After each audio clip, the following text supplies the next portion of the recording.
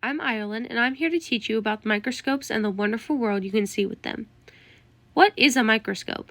According to the University of Arizona's professor of optical sciences, Robert Shannon, it is an instrument that produces enlarged images of small objects, allowing the observer an exceedingly close view of minute structures at a scale convenient for examination and analysis. In simpler terms, it's a very fancy magnifying glass, with the ability to visualize anything micro-sized, from showing a tiny bug in immense detail down to the cellular level of a skin sample.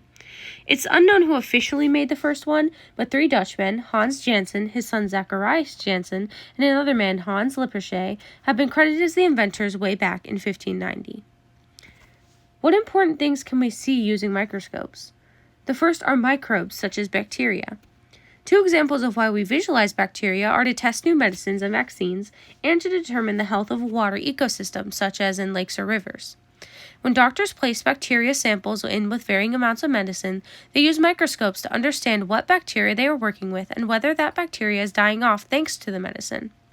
Bacteria can also be observed in water samples.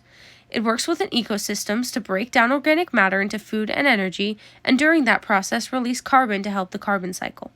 They also provide nitrogen fixation. A healthy sample would be one with lots of different types of bacteria, as it shows all kinds of life can thrive in the water. You don't want a sample with too many of one kind or one with little to no bacteria, because these show that the water isn't providing for enough species. Cells are also visualized via microscopes, and they too have their important roles. They help within the medical field as well.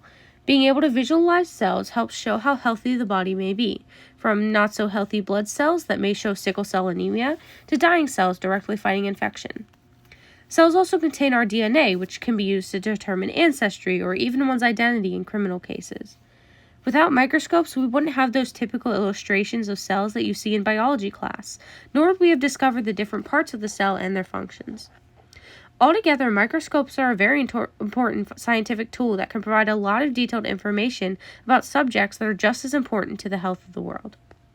Thank you, and I hope you enjoyed my info.